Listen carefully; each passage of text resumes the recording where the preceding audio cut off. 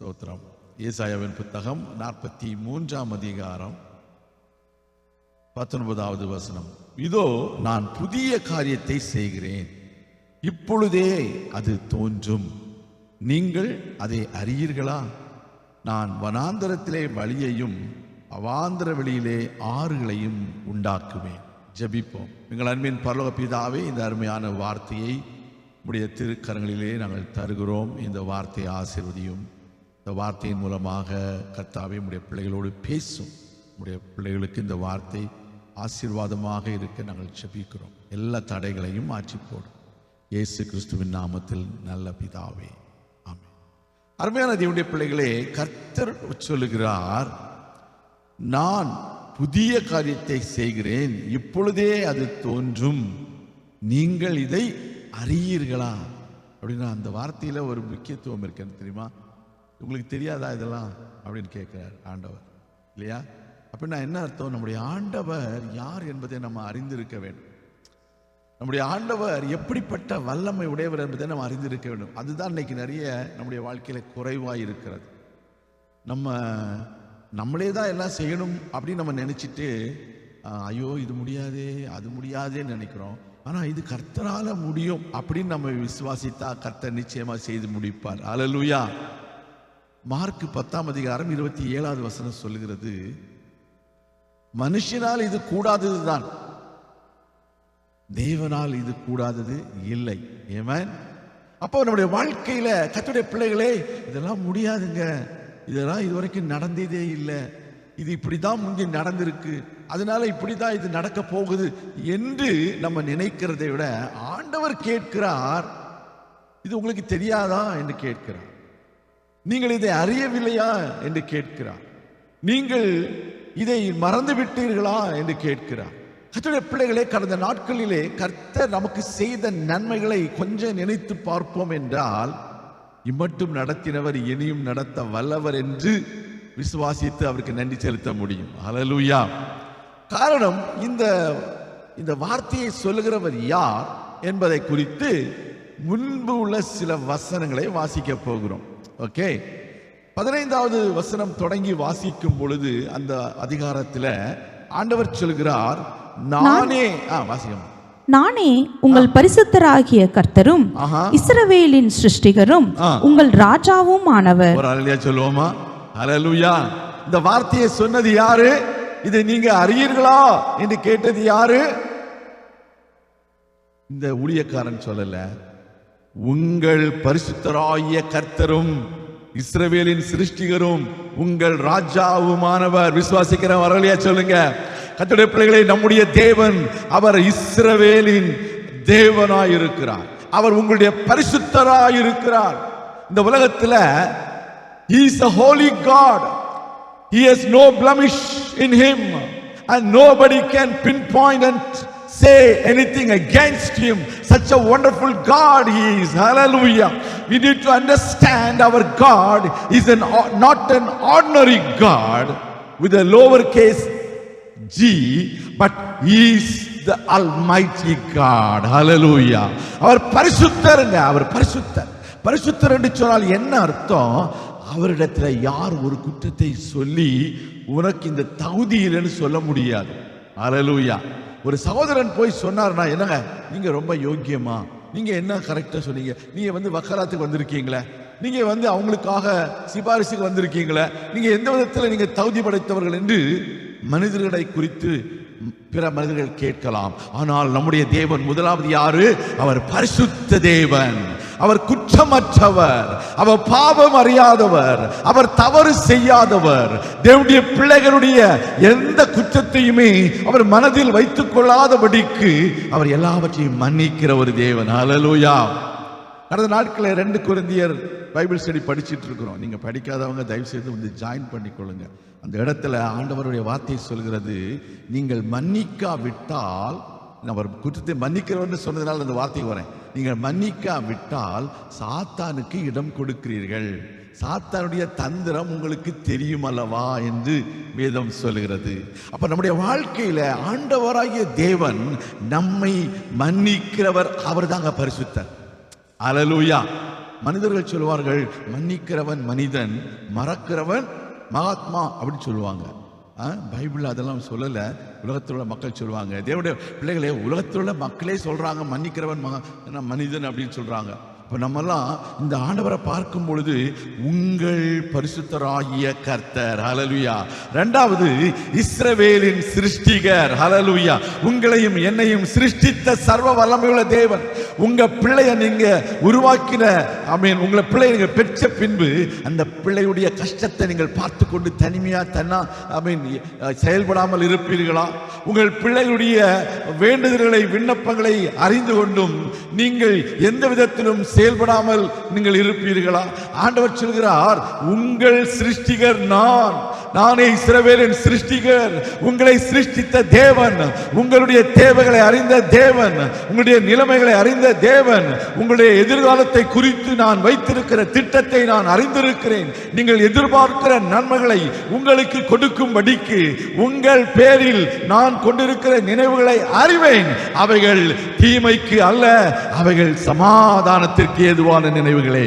The hope that I have for you are not for disaster, but to give you a hope and a future. Hallelujah. He is our God. He is the God who says, don't you know that I can do something new for you in this day? Hallelujah. கர்த்தருடைய பிள்ளைகளே, அவர் சொல்கிறார், அதோடு மாத்திரமல்ல, உங்கள் ராஜாவுமானவர். He is our king. நம்முடைய வாழ்க்கையில நம்முடைய வாழ்க்கையை நடத்துகிறவர், நம்முடைய வாழ்க்கையை நல்ல முறையில் செயல்படுத்துகிறவர் அவர்தான் ராஜா. ஒரு ராஜ்யத்தில் ஒரு ராஜா இருப்பார் என்றால் அந்த ராஜ்யத்தில் உள்ள மக்களை அவர் என்ன சொன்னாலும் அவர்கள் செய்வதற்கு கடமைப்பட்டவர்களாக இருக்கிறார்கள். அந்த ராஜ்யத்துடைய சகல ஆளுகையும், சகல வல்லமையும், சகல உரிமையும், சகல விதமான அதிகாரமும் அந்த ராஜாவுக்கு கொடுக்கப்பட்டது போல நம்முடைய தேவனுக்கும் உங்கள் மேலும் என் மேலும் சகல அதிகாரமும் உரிமையும் ஆளுகையும் கொடுக்கப்பட்டிருக்கிறது. அவர் தான் சொல்கிறாரு, நான் உங்களுக்கு புதிய காரியத்தை செய்வேன், இதை நீங்கள் அறியீர்களா என்று ஆண்டவர் கேட்கிறார். அதோடு மாத்திரமல்ல, சமுத்திரத்திலே வழியையும் வலிய தண்ணீர்களிலே பாதையையும் நான் உண்டாக்கினேன். ஹல்லேலூயா. அவராலே சொல்லுவோமா? எங்கேயாவது கேள்விப்பட்டிருக்கிறோமா? சமுத்திரத்திலே வழியையும் வலிய தண்ணீர்களிலே பாதையையும் உண்டாக்கினவர் நம்முடைய தேவன். ஹல்லேலூயா. அப்ப இந்த நாட்களிலே ஆண்டவருடைய வார்த்தையை தியானிக்கும் பொழுது ஒரு குறிப்பிட்ட பகுதியை மாத்திரம் நினைத்து விடக்கூடாது. அந்த தேவனுடைய வல்லமையை குறித்து அறிந்து கொள்ள வேண்டும். அந்த தேவனுடைய மகத்துவத்தை குறித்து அறிந்து கொள்ள வேண்டும். அந்த தேவன் நமக்கு என்ன செய்ய முடியும் என்பதை குறித்து நாம் நன்றாக தெரிந்து கொண்டுதான் நம்ம நம்ப முடியும். அல்லேலூயா. இப்போ ஒருவர் இடத்துல நீங்கள் சிபாரிசுக்கு போறீங்கன்னா ஏற்கனவே அவர் எவ்வளவு நல்ல காரியம் செய்திருக்காரு, ஏற்கனவே அவரிடத்துல போன மனிதர்களுக்கு அவர் எவ்வளவு நன்மையானவைகளை செய்திருக்கிறார் என்பதை நீங்கள் அறிந்துதான் அவரிடத்துல போனா காரியமாகும். இவரிடத்துல போனா அவர் செய்து தருவாரு, அவர் சொன்ன விஷயம் நடக்கும், மேட்ரு சால்வ் ஆகும் அப்படின்னு நம்ம போறோம் பாருங்க. அதே போல நம்முடைய தேவன் எப்படிப்பட்ட தேவனாம்? சமுத்திரத்திலே வழியையும் வலிய தண்ணீர்களிலே பாதையையும் உண்டாக்கினார். செங்கடலை இரண்டாக பிளந்தார், யோர்தானை குவியலாக நிற்கும்படி செய்தார். அற்புதங்களை செய்கிற தேவன். பிள்ளைகளே, அவர் சொல்ல ஆகும், அவர் கட்டளை நிற்கும். அவர் ரதங்களையும் குதிரைகளையும் இராணுவங்களையும் பராக்கிரமசாலிகளையும் புறப்பட பண்ணி அவைகள் எழுந்திராதபடிக்கு ஒருமித்து விழுந்து கிடக்கவும் ஒரு திரி அணைகிறது போல் அவைகள் அணைந்து போகவும் பண்ணுகிறவர் கர்த்தர். ஹல்லேலூயா. ரதங்களும் குதிரைகளும் இராணுவங்களும் பராக்கிரமசாலிகளும் புறப்பட்டு வருவார்கள். வந்தாங்களா? எகிப்திலிருந்து தேவனுடைய பிள்ளைகள் கானான் தேசத்துக்கு புறப்பட்டு போகும் பொழுது ஆண்டவர் எல்லாரையும் விடுதலை ஆக்கிட்டாரு. எல்லாரும் போறாங்க, கானானுக்கு போறாங்க. கிளம்பி போயிட்டே இருக்காங்க. அப்படி திரும்பி பார்க்கறாங்க. பார்த்தா அங்க யார் வரா? ரதங்கள், குதிரைகள், இராணுவங்கள், பராக்கிரமசாலிகள் எல்லாரும் வந்துட்டு இருக்கிறாங்க.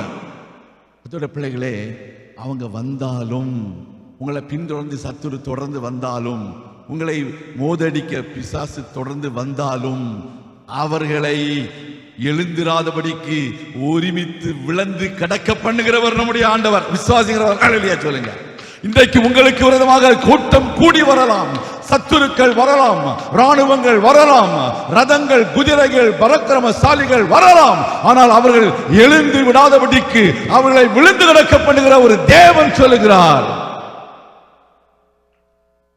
இந்த ஆண்டவரை நம்ம அறிந்திருக்கோம் என்று சொன்னா கவலைப்பட தேவையே இல்லை. கரங்களை தட்டி ஒரு அலையா சொல்லுவோமா?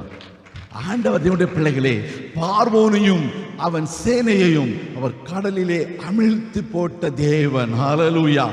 நம்முடைய வாழ்க்கையில எப்பேற்பட்டதான குதிரைகள் வரட்டும், ராணுவங்கள் வரட்டும், பராக்கிரமசாலிகள் வரட்டும், ரதங்கள் வரட்டும், எல்லாவற்றையும் எழுந்திராதபடிக்கு விழுந்து கிடக்க செய்கிறவர் தான் நம்முடைய தேவன். ஹல்லேலூயா.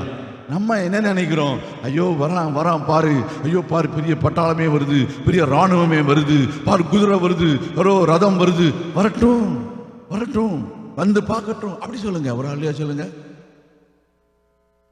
சிலருக்கு கொஞ்சம் நீங்க சொல்லிருக்கீங்க பாஸ்டர், வீட்டில் போனாதான் பிரச்சனையே வருது. என்ன பிரச்சனை? சாத்தான் பிரச்சனையை கொண்டு வரான். ஏங்க அவனே அங்கேயும் முறியடிக்கிறத உங்க வேலை, அதுதான் நம்முடைய ஆண்டவுடைய வேலை. ஹல்லேலூயா. அதுக்கு தான் உங்களை என்ன செய்கிறோம்? நாங்க பக்குவப்படுத்திட்டு தான் இங்க இருக்கிறோம். ஒரு ஆளியா சொல்லுங்க. ஹல்லேலூயா. கர்த்தருடைய பிள்ளைகளே, இந்த நாட்களிலே சில காரியங்களை நம்ம வேதத்திலிருந்து பார்க்க போறோம், பார்க்கிறோம். ஓகே, அப்ப அந்த ஆண்டவர் என்ன சொல்லுகிறாரு? ரதங்களையும் குதிரைகளையும் ராணுவங்களையும் பராக்கிரமசாலிகளையும் புறப்பட பண்ணி அவர் தான் புறப்பட பண்ணினார். அப்ப இந்த சத்துருவை புறப்பட பண்ணினது யாரு? அந்த எதிராளியை புறப்பட பண்ணினது யாரு? ஆண்டவர் தான். ஹல்லேலூயா. எதுக்காக புறப்பட பண்ணினாரு? எதுக்காக புறப்பட பண்ணாரு? விளையாட்டுக்கு பண்ணாரா? சும்மா பண்ணேன் அப்படின்னு சொன்னாரா? இல்லைங்க, உங்களுடைய விசுவாசத்தை உறுதிப்படுத்துவதற்காக. ஒரு ஆளியா சொல்லுங்க. நீங்க கர்த்தர் பேரில் வைத்திருக்கிற நம்பிக்கையை நீங்களே அறிந்து கொள்வதற்காகவும், உங்கள் தேவனுடைய வல்லமையை நீங்கள் அறிந்து கொள்வதற்காகவும் கர்த்தர் பார்வோனுடைய இருதயத்தை கடினப்படுத்தினார். விசுவாசிக்கிறவர்களையா சொல்லுங்க. ரோமர்கள் நிருபம் 9வது அதிகாரம் 17வது வசனத்தை வாசிக்கலாம். அதே போல யாத்திராகமம் 9வது அதிகாரத்திலையும் நீங்க படிக்கும் பொழுது அங்க ஆண்டவருடைய வார்த்தை சொல்லுகிறது.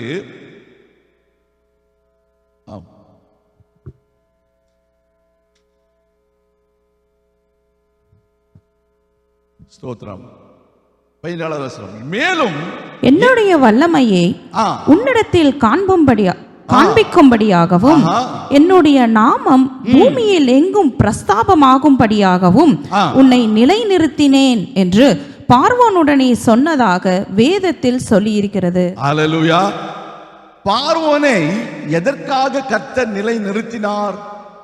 என்னதற்காக கர்த்தர் நிலை நிறுத்தினார்? வேதம் சொல்லுகிறது, தேவனுடைய வல்லமையை பார்வோனிடத்தில் காண்பிக்கும்படியாகவும் கர்த்தருடைய நாமம் பூமியில் எங்கும் பிரஸ்தாபமாகும்படியாகவும் கர்த்தர் பார்வோனை நிலைநிறுத்தினார். ஹல்லேலூயா. ஐயோ ஆண்டவரே, இந்த அதிகாரியை தூக்கி விட மாட்டீங்களா? ஆண்டவரே, இந்த அதிகாரி இந்த இடத்த விட்டு காலி பண்ணி போயிட மாட்டாரா? ஆண்டவரே, இந்த அதிகாரிக்கு முன்பாக என்னால் நிற்க முடியலையே அப்படி நீங்க நினைக்கிறீங்களா? அந்த அதிகாரியை நிலைக்க பண்ணினது யாரு? கர்த்தர் தான். எதற்காக நிலைக்க பண்ணினாரா? கர்த்தருடைய வல்லமையை அந்த அதிகாரி இடத்துல காண்பிக்க வேண்டும் என்பதற்காக. ஹல்லேலூயா. புரிந்தவங்களா ஒரு அல்லையா சொல்லுங்க. ஆமென். கர்த்தருடைய நாமம் பூமி எங்கும் பிரஸ்தாபமாகும்படியாக கர்த்தர் அந்த அதிகாரியை நிலை நிறுத்தினார். அந்த யாரை நிறுத்தினார்? ஆமென். அந்த பார்வோனை. See, the scripture says to the Pharaoh, for this very purpose I have raised you up, that I may show my power in you. Hallelujah. God wants to show his power to Pharaoh so that the Pharaoh will understand our God is the ultimate power in this world. Hallelujah. And the name of the Lord be declared in all the earth. That's the reason God lifted or the raised Pharaoh up in the earth. Amen. இந்த நாட்களிலே அதை நீங்க யோசிக்கணும். இதுதான் exodus 9:16 போட்டிருக்குது. இதை யாத்திராகமம் 9:16 வாசிக்க தேவையில்லை. ஆமா, இதே வசனம் தான். ஓகே, அப்ப உங்க வாழ்க்கையில இந்த காரியங்கள், இந்த புறப்பட பண்ணினது யாரு? அவன ராணுவங்களையும் ரதங்களையும் ராணுவங்களையும் குதிரைகளையும் பராக்கிரமசாலிகளையும் புறப்பட பண்ணினவர் யார்? அவர் கர்த்தர். எதற்காக? அவர்களை கடலின் ஆழத்திலே அமிழ்த்தும்படியாக புறப்பட பண்ணினார். அல்லேலூயா. சும்மா அவங்கள விரட்டுறதுக்காக இல்ல, அவங்களுடைய வாழ்க்கைக்கு ஒரு முடிவு கட்டும்படியாக, அவருடைய வாழ்க்கைக்கு ஒரு முற்றுப்புள்ளி வைக்கும்படியாக, இந்த நாட்களிலே உங்களுடைய வாழ்க்கைக்கு முற்றுப்புள்ளி வைக்கும்படியாக, உங்களுக்கு ஒரு வழியை திறக்கும் முன்பதாக கர்த்தர் எதிராளிகளை புறப்பட பண்ணுகிறார். அல்லேலூயா.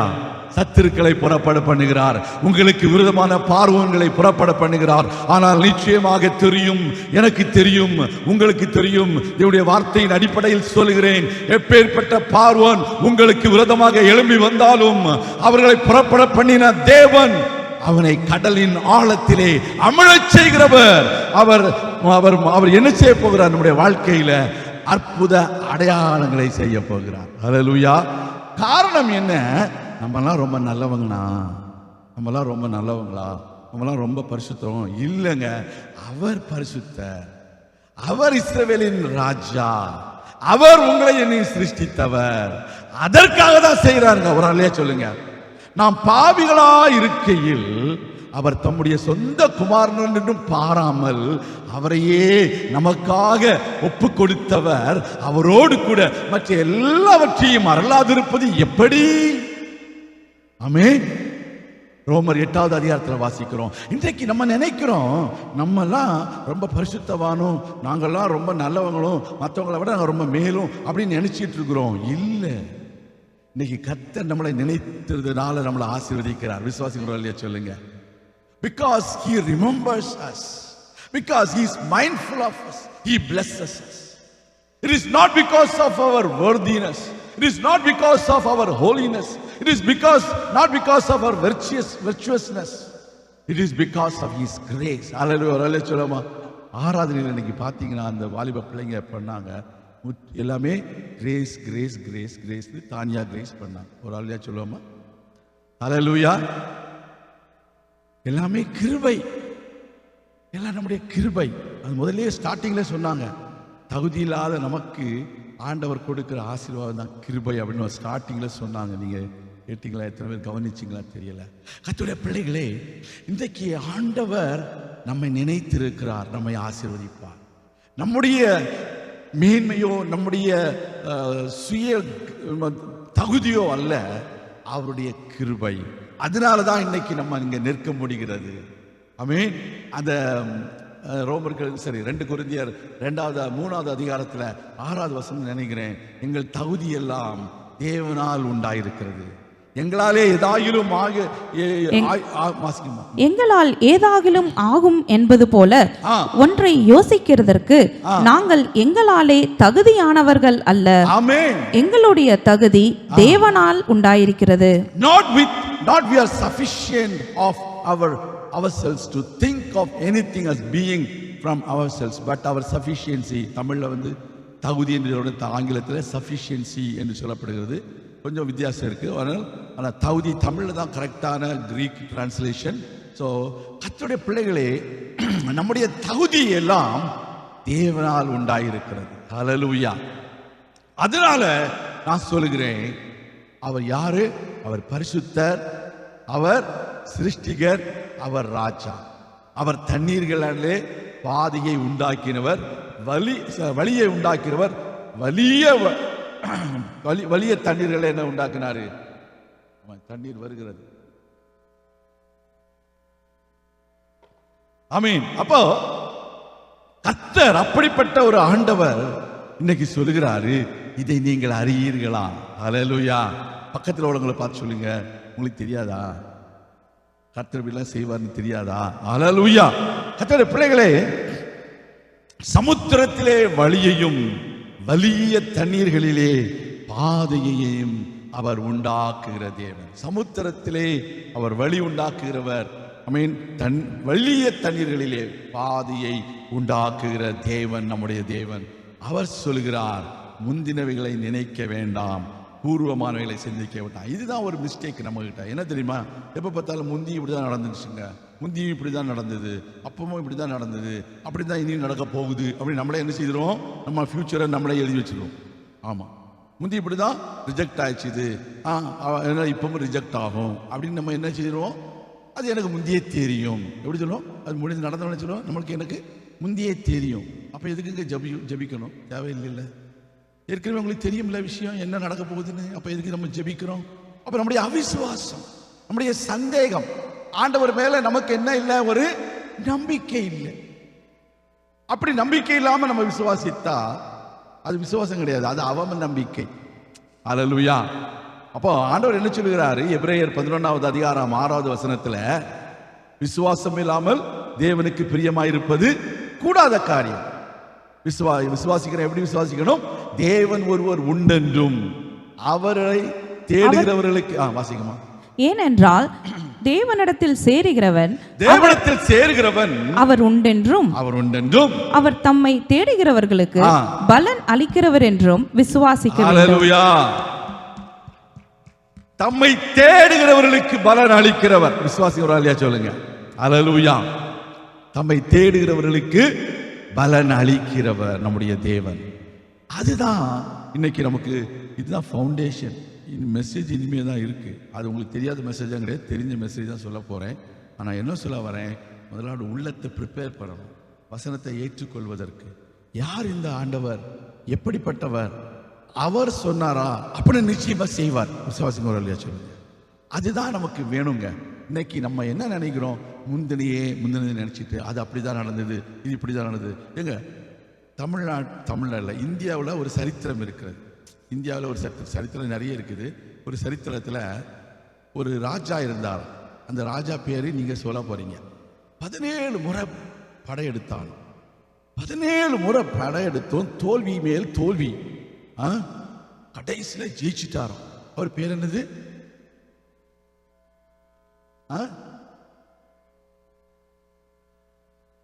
Thank you you so. Ghazni Muhammad. Correct. கர்த்தருக்கு ஸ்தோத்திரம். ஆமென். இன்னைக்கு நம்ம வாழ்க்கையில கர்த்தருடைய பிள்ளைகளே, ஒரு உலக பிரகாரமான ஒரு மனிதன் தன் மேல ஒரு நம்பிக்கை வச்சுட்டு அவன் நடக்கிறான். ஆனா நம்ம சர்வ வல்லமையுள்ள தேவன் பேரு நம்பிக்கை வைத்திருக்கிறோம். ஹல்லேலூயா. நம்முடைய நம்பிக்கை அல்ல, நம்முடைய பலம் அல்ல, பலத்தினாலும் அல்ல, பராக்கிரமத்தினாலும் அல்ல, அவருடைய ஆவியினாலே ஆகும் என்று சேனைகளின் தேவனாகிய கர்த்தர் சொல்லுகிறார். இன்றைக்கு சேனைகளின் தேவன் அவர். அந்த பார்வோனுடைய சேனைகளை கடலிலே அமிழ்த்து போனவர். பார்வோனையும் அவர் சேனையையும் கடலிலே தள்ளினவர். இந்த பாட்டு கேட்டிருக்கீங்களா? ஆமென். அல்லேலூயா. ஆர்ப்பரிப்போம், ஆனந்திப்போம், அகமகிழ்வோம், அல்லல்கள் தொல்லைகள் ஒன்றும் இல்லை, அழைத்தவர் உன்னை நடத்திடுவார். இந்த நாட்களில் கர்த்தருடைய பிள்ளைகளே, நம்ம இன்றைக்கு பார்வோனையும் படை வீரனையும் கடலிலே தள்ளினவர் அவர். அதுதான் அவர் சொல்லுகிறாரு. இந்த ஏசாயாவில் சொல்லுறதுக்கு முன்னாடி எல்லாம் சொல்றாரு, எல்லாம் சொல்லிட்டு இருக்கிறாரு. இதெல்லாம் செய்தப்பா, உங்களுக்கு ஞாபகம் இருக்கா? உங்களுக்கு இதெல்லாம் தெரியாதா? முந்தினங்களை நினைக்காதீங்க, பூர்வமானங்களை சிந்திக்காதீங்க, ஆனா நான் புதிய காரியத்தை செய்வேன்னு சொல்றாரு. அல்லேலூயா. கர்த்தருடைய பிள்ளைகளே, வனாந்தரத்திலே மன்னாவை அவர்களுக்கு கொடுத்து போஷித்த தேவன், மாறாவை மதுரமாக மாற்றின தேவன். அல்லேலூயா. கண்மலையிலிருந்து தண்ணீர் புறப்பட பண்ணின தேவன். நான் என்ன சொல்ல வரேன், நம்முடைய ஆண்டவர் சொல்கிறவர் என்ன சொல்றாரு? நானே உங்கள் பரிசுத்தரும், உங்களை சிருஷ்டித்தவரும், உங்கள் ராஜாவுமானவர். ஆமென். சமுத்திரத்திலே அவர் வழியையும் வலிய தண்ணீர்களிலே அவர் பாதையை உண்டு பண்ணினவர். நம்முடைய தகுதியினால் அல்ல, அவருடைய கிருபையினால். ஹல்லேலூயா. ஆமென். ஒரு திமிர்வாதக்காரனை ஒரு வீட்டிலே ஆண்டவர் இருக்கிறார் என்று அறிந்து கொண்டு வருகிறார்கள். மார்க் எழுதின சுவிசேஷம் 2வது அதிகாரத்தில். அந்த மனிதன் பாவியான ஒரு மனிதன், ஆனா யாருக்கும் தெரியாது. ஆனா இயேசு கிறிஸ்து சொல்கிறார், அந்த திமிர்வாதக்காரனை கூரையை பீத்து கொண்டு கீழே இறக்குகிறார்கள். 4 பேர் தேங்கி சமைச்சு தம்பி வருகிறாங்க. ஆண்டவர் அவனை சொல்றாரு, உன் பாவங்கள் மன்னிக்கப்பட்டது. ஆமென். உன் பாவங்கள் மன்னிக்கப்பட்டது அப்படின்னு சொல்றாரு இயேசு. என்னப்பா திமிர்வாதக்காரனை பார்த்துட்டு இயேசு என்ன சொல்லியிருக்கணும்? உன் வியாதி சுகமடைந்தது, நீ எழும்பி நட அப்படின்னு தானே சொல்லியிருக்கணும். ஆனா ஆண்டவர் என்ன சொல்கிறாரு? மகனேன்னு சொல்றாரு. யாரை பார்த்து சொன்னாரு? பாவியா இருந்த ஒரு மனுஷனை பார்த்து சொல்கிறார். அல்லேலூயா. பாவியா இருந்த ஒரு மனுஷனை பார்த்து என்ன சொல்றாரு? மகனேன்னு சொல்றாரு. நம்ம என்ன சொல்லுவோமா? நம்ம சொல்லுவோமா, என் பிள்ளைன்னா எவ்வளவு என்ன மாதிரி எவ்வளவு பரிசுத்தமான பிள்ளையா இருக்கும் அப்படி நம்ம கொஞ்சம் சந்தோஷமா இருக்கும்ல நமக்கு. ஆண்டவர் சொல்கிறாரு, பாவமா நிறந்த மனுஷன் மகனே உன் பாவங்கள் மன்னிக்கப்படுது. இன்னைக்கு நம்முடைய பாவங்களை எல்லாம் மன்னிச்சு நமக்கு ஒரு அற்புதத்தை செய்ய போறாரு. ஒரு அழலையா சொல்லுவோமா? கர்த்தருடைய பிள்ளைகளை உங்களை என்னை பார்த்து சொல்கிறாரு, மகனே மகளே நான் உனக்கு ஒரு புதிய காரியத்தை செய்கிறேன்னு சொல்கிறாரு. ஹல்லேலூயா. சாவிலும் எந்த சூழ்நிலையிலும் உம்மோடு நான் இருப்பேன் அப்படின்னு சொன்னது யாரு? தாவீது ராஜா. கணவன் மனைவிட்ட சொல்லலையா?